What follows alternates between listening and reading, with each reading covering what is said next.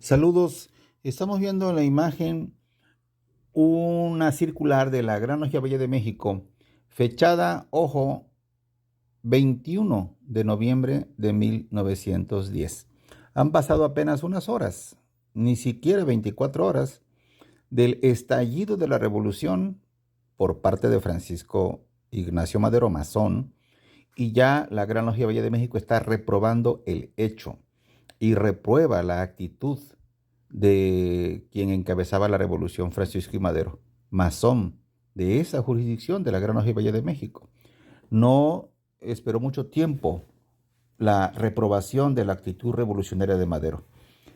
¿Qué era lo que ocurría? Bueno, Madero quería derribar al gobierno de Porfirio Díaz después del intento democrático de las elecciones frustradas. Quiso ir por la vía pacífica y no se pudo, entonces se decidió por la revolución gracias a la influencia y órdenes de los espíritus a los que él consultaba. Entonces va a la revolución y en automático, apenas unas horas después, el 21 de noviembre de 1910, la Gran Logia Valle de México reprobó su conducta. Vamos a leer el documento. Se debe a Carso y al Centro de Estudios Históricos de México, y a ellos les damos el crédito. Voy a leer el texto. Dice hasta arriba: Gran Secretaría de la Gran Logia de Antiguos, Libres y Aceptados Masones, Valle de México. A la gloria del gran arquitecto del universo, apartado postal 10, Oriente de México, 21 de noviembre de 1910. Yo quiero subrayar que reflexionemos en la fecha. Eso es lo más importante para ubicar el contexto.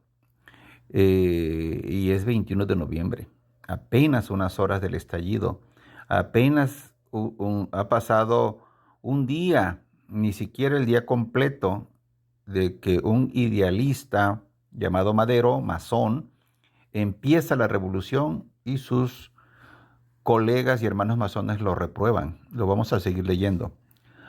A las logias de la jurisdicción de esta gran logia, venerables y queridos hermanos, el muy respetable gran maestro, aquí no dice quién es, pero es Manuel Levín. Ese es el nombre del gran maestro que ordenó reprobar la actitud de Madero.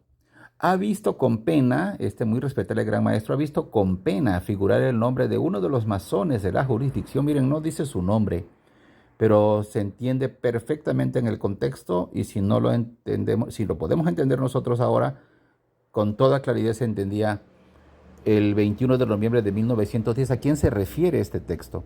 Dice que el gran maestro ha visto con pena figurar el nombre de uno de los masones de la jurisdicción en los disturbios o azonadas acaecidas en estos últimos días. Recordemos que la revolución tenía su arranque materialmente en noviembre, el día 18 en Puebla, con los hermanos Cerdán. Y para el día 20 ya había la rebelión formal a la que había citado Madero. Entonces ya son algunos poquitos días, y a eso se refiere este primer párrafo. Son azonadas, acaecidas en estos últimos días.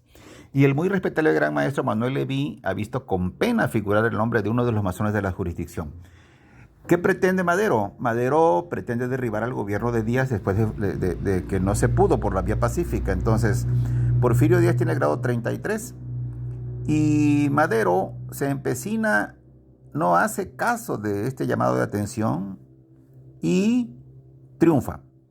Y entonces el grado 33 lo recibe Madero un año después, en octubre del 11, una vez que triunfó a pesar del llamado a la disciplina que le hace la Gran Logia. ¿Y por qué se le da si se le había reprobado? Porque así es la actitud masónica en alto nivel. En el alto nivel político, el criterio no es masónico, sino político. Y entonces, ¿qué tenía que haber ocurrido? Bueno, haber incluso expulsado a Madero por indisciplina al mandato de la Gran Logia, pero no. No tan solo se le respeta la indisciplina, sino que se le da los grados 31, 32 y 33 en octubre del 11, un año después. Pero regreso a la narración, que voy a repetir en su primer párrafo. El muy respetable gran maestro ha visto con pena figurar el nombre de uno de los masones de la jurisdicción en los disturbios o azonadas acaecidas en estos últimos días.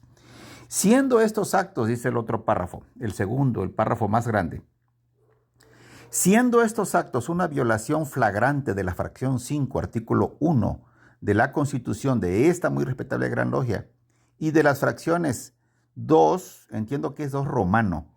Esto es escrito con máquina mecánica de escribir de la época, ¿no? La que todavía se usaba hace 10, 20 años.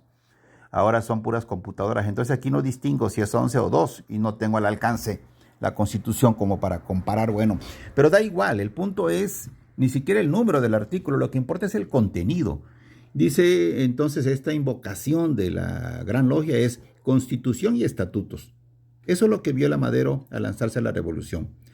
Y entonces la Gran Logia y el Gran Maestro, sobre todo Manuel Levín, han juzgado oportuno y conveniente a los intereses de la institución desaprobar tales procederes, es decir, los de Madero de lanzarse a la revolución. Y recordar a todos los hermanos, cree prudente el Gran Maestro, recordar a todos los hermanos el cumplimiento de sus deberes sobre este particular, recomendando a los venerables maestros de las logias de la jurisdicción aconsejen y cuiden que no cunda el mal ejemplo que motiva esta circular. Fíjense nada más, reflexionemos nada más cómo se le llama en los primeros instantes de la revolución a la actitud de Madero. Se le llama un mal ejemplo.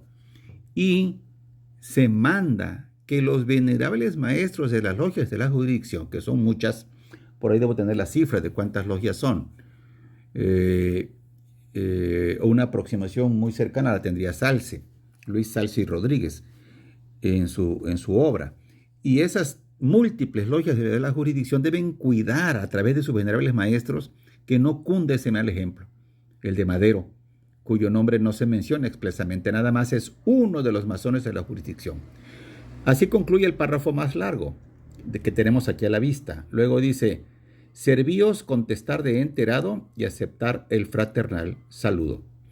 Firma el primer gran secretario y una rúbrica perfectamente legible, sobre todo si se han revisado muchos documentos y se sabe bien a bien en este tipo de documentación de quién es la firma, y la firma es de Alberto Pro, el primer gran secretario.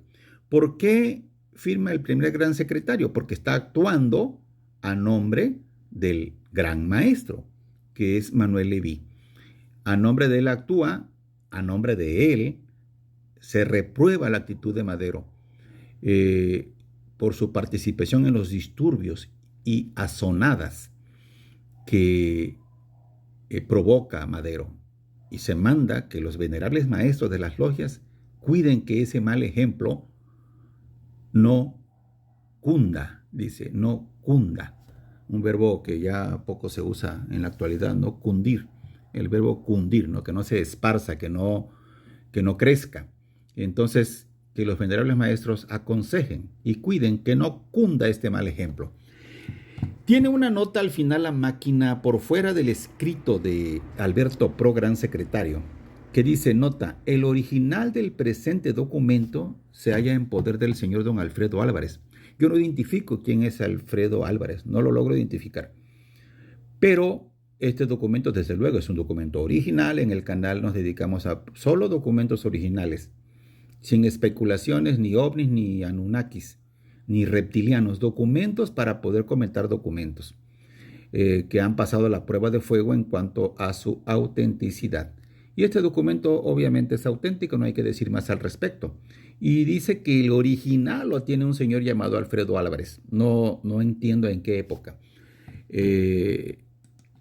Pero es la narración ahora. ¿Qué ocurrió después? Llegó Madero al poder, se le dio el grado 33, luego lo derriba Victoriano Huerta, que es otro masón, y otra vez el 24 de febrero de 1913. Apenas el cadáver de Madero está todavía caliente ahí tirado en las orillas de la penitenciaría, y ya la Gran Logia otra vez está llamando al orden y que se obedezca al poder establecido, al de Victoriano Huerta. Será motivo de otra transmisión. Por ahora, Madero reprobado el 21 de noviembre de 1910. Lean mi libro. Muchas gracias y hasta la próxima.